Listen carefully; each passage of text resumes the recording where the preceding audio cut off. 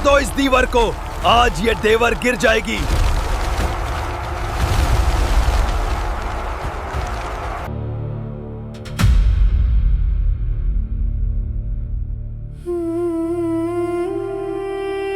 तुम्हें कोई नहीं रोक सकता, देवर तोड़ दो।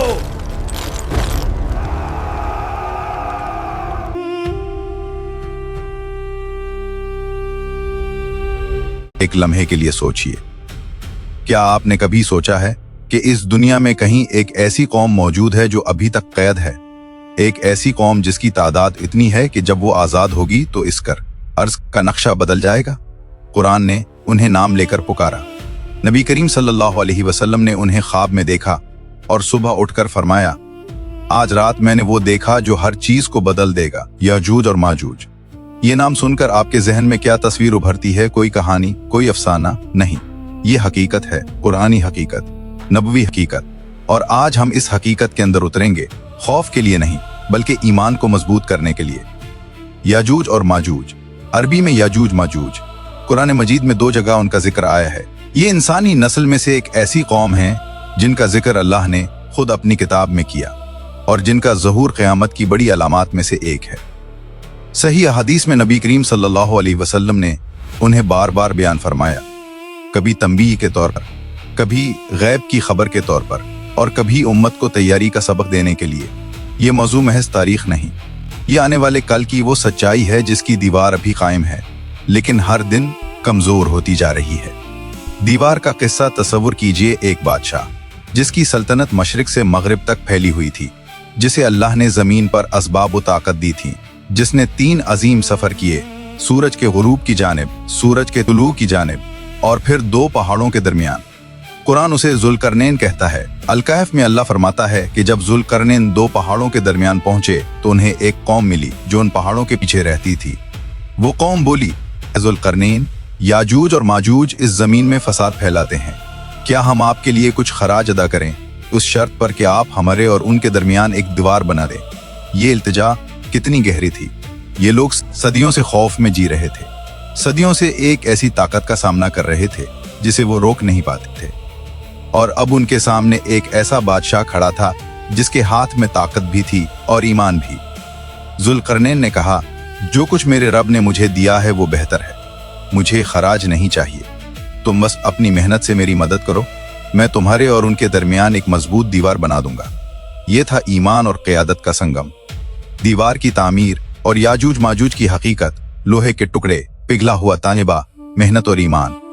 कुरान बताता है कि दीवार इस कदर मजबूत बनी कि याजूज और माजूज ना उसे अबूर कर सकते थे, ना उसे तोड़ सकते थे। लेकिन वो हैं कौन? उलमाए इस्लाम और मुफस्सिरीन के मुताबिक याजूज और माजूज हजरत आदम अलैहिस्सलाम की नस्ल में से हैं। ये इंसान हैं लेकिन एक ऐसी कौम जो फसाद, तबाही और जमीन पर बिगाड़ की अलामत बन गई। तफसीर इब्न कसीर में उनके बारे में मुख्तलिफ रिवायात जिक्र की गई हैं, अगरचे उनकी जिस्मानी खुसूसियात में उलमा के दरमियान इख्तलाफ है और हम सिर्फ वही बयान करेंगे जो सही अहादीस में साबित है। नबी करीम सल्लल्लाहु अलैहि वसल्लम ने फरमाया, जो सही बुखारी और सही मुस्लिम में मौजूद है कि याजूज माजूज हर रोज उस दीवार को खोदते हैं, यहाँ तक कि जब वो उसे तकरीबन तोड़ने के करीब पहुंच जाते हैं तो उनका सरदार कहता है कल आकर पूरी कर लेंगे, लेकिन अल्लाह दीवार को पहले जैसा कर देता है। ये सिलसिला जारी है आज भी, अभी भी। सोचिए, अभी उस लम्हे जब आप ये सुन रहे हैं, एक कौम कहीं एक दीवार को खोद रही है और वो दीवार हर सुबह फिर से मुकम्मल हो जाती है अल्लाह के हुक्म से। नबी सल्लल्लाहु अलैहि वसल्लम की पेशगोई और क़यामत की निशानी। एक रात नबी करीम सल्लल्लाहु अलैहि वसल्लम ने सुबह उठकर अपनी ज़ौजे मोहतरमा से फरमाया, क्या कोई है जो जाग रहा हो? ला इलाहा इल्लल्लाह। आज रात याजूज और माजूज की दीवार में इतना सुराख खुल गया। ये रवायत सही बुखारी और सही मुस्लिम में मौजूद है। आप सल्लल्लाहु अलैहि वसल्लम ने उंगली से हल्का बनाकर दिखाया और फिर फरमाया, आज रात इतना फितना नाजिल हुआ है जितना कभी नाजिल नहीं हुआ था। ये अल्फाज सुनकर रुक जाइए। नबी सल्लल्लाहु अलैहि वसल्लम जाग कर परेशान हुए, ना अपने लिए, ना अपनी उम्मत के लिए फौरी खतरे से, बल्कि इसलिए कि वो आने वाले वक्त को देख रहे थे। वो गैब की खबर दे रहे थे, यहाँ तक कि जब याजूज और माजूज खोल दिए जाएंगे और वो हर ऊंची जगह से निकल पड़ेंगे। ये अल्फाज मुस्तकबिल के लिए हैं, लेकिन उनकी तैयारी हाल में होती है। ज़हूर का वक्त और हज़रत ईसा अलैहिस्सलाम का दौर उलमाए कराम और इस्लामी रिवायात के मुताबिक याजूज और माजूज का ज़हूर उस वक्त होगा जब हज़रत ईसा अलैहिस्सलाम ज़मीन पर मौजूद होंगे दज्जाल के कत्ल के बाद। सही मुस्लिम की रिवायत में है कि हज़रत ईसा अलैहिस्सलाम और उनके साथ मोमिनों को अल्लाह तौर के पहाड़ पर महफूज कर देगा, क्योंकि याजूज और माजूज की तादाद इतनी ज़्यादा होगी और उनका फसाद इतना शदीद होगा कि उनसे लड़ना मुमकिन ना होगा। वो ज़मीन पर फैल जाएंगे, पानी पी जाएंगे, दरख्त काट डालेंगे, फिजा में अपने तीर चलाएंगे और कहेंगे हमने आसमान को भी शिकस्त दे दी। ये तकब्बुर और गुमराही का आखिरी नुक्ता होगा।